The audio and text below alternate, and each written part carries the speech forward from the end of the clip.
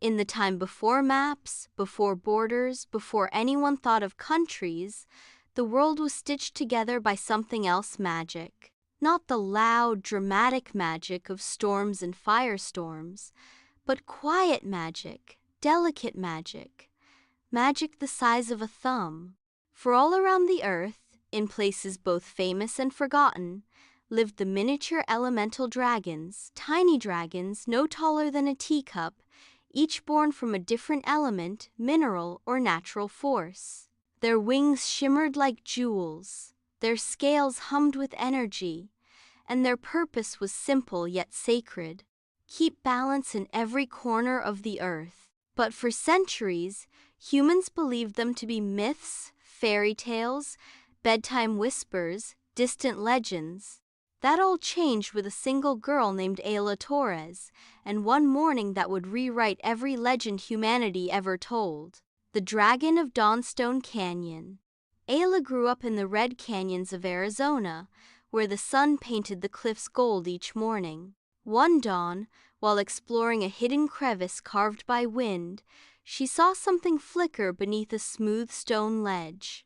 At first, she thought it was sunlight. But sunlight doesn't blink, sunlight doesn't chirp, sunlight doesn't breathe. There, curled in a tiny nest of glowing sandstone, was a golden dawn dragon. No bigger than her palm, its scales glittered like pure gold dust floating in a sunbeam. When it looked at her, its pupils glinted like miniature suns. It gave a small trilling sound, flapped wings that left streaks of gold in the air, and jumped onto her shoulder as if she had been chosen. The moment it touched her skin, Ayla saw visions: cities underground, mountains speaking in echoes, dragons woven of minerals from all continents. "Find the others," a voice whispered in her mind. "Balance is breaking." Then the vision faded, but the mission remained. The silver dragon of the Arctic sky. Ayla's journey led her north, a place where the sun barely rose and the world glittered under ice. Here, in the silence of the tundra, she discovered an abandoned meteorite crater. From its center rose white-blue light. Inside it floated a silver nebula dragon. Its wings resembled polished mirrors. Its body shimmered like moonlit water. Tiny sparks of cosmic light danced around it. It landed gently on Ayla's finger, humming like a lullaby sung by starlight. This dragon controlled celestial harmony, the balance between Earth's magnetic fields and aurora energy streams. Without it, the skies would go wild. The dragon showed Ayla northern lights bending in unnatural patterns, twisting into spirals no scientist could explain. Something powerful was waking beneath the world's crust. Something that wanted the dragons gone. Chapter 3. The Ember Dragon of Kilimanjaro. Mount Kilimanjaro was trembling, not with danger but with anxiety. Its fires were flickering unpredictably. Villagers spoke of strange sparks dancing in the night. Ayla climbed its rocky paths until she found a cavern glowing with molten gold. On a stone pedestal sat a dragon made of pure flame, the Emberheart dragon. Its tiny wings were flickers of fire. Its eyes glowed like burning rubies. And yet, despite its fiery body, its warmth felt comforting like a fire on a cold night. It bowed to Ayla, acknowledging her quest. But it also showed her visions of a storm of shadow creeping across the earth, swallowing magic and light. Something ancient was hunting the elemental dragons, crystal dragons of the Amazon.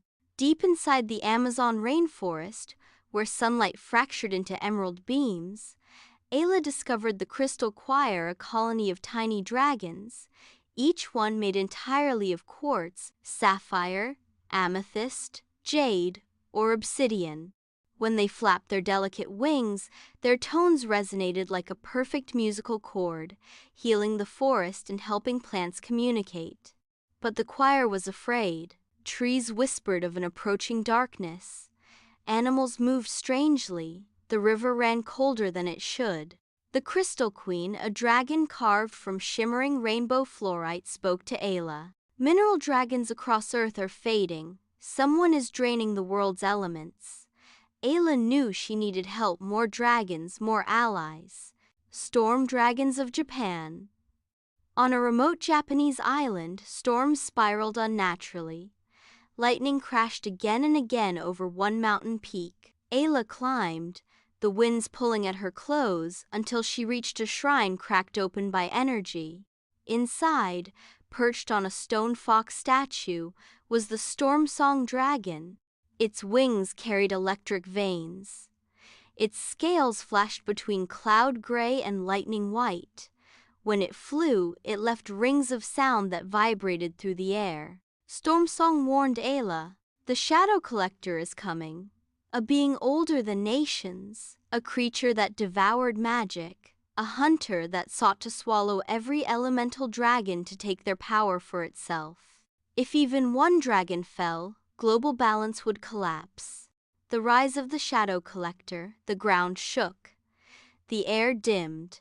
A black fissure opened across the earth, a crack stretching through continents, dripping with void energy.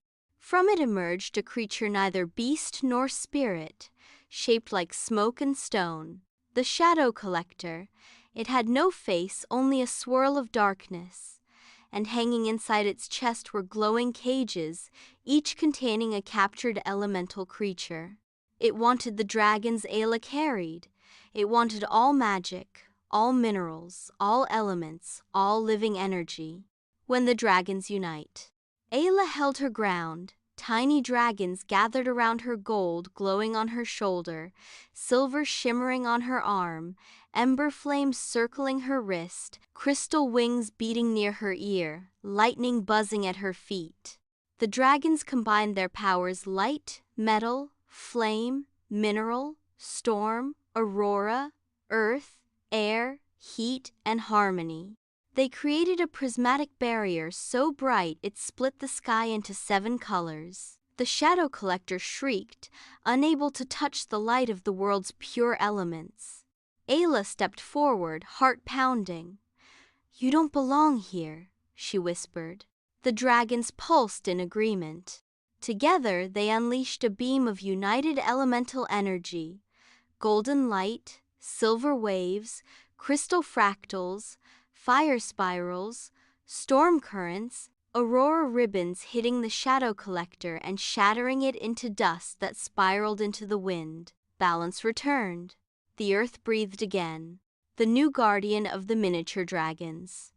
When the battle ended, the dragons rested on Ayla, glowing softly. "You are one of us now," the Crystal Queen whispered. Ayla felt warmth rush through her, the warmth of purpose. She was now the guardian of the elemental miniature dragons, keeper of all minerals, all elements, all balance. The dragons scattered across the world, finally safe but always close to her call. And the world, it sparkled a little brighter. Because somewhere in every canyon, forest, glacier, volcano, and coastline, a tiny dragon watched over the earth, and Ayla watched over them.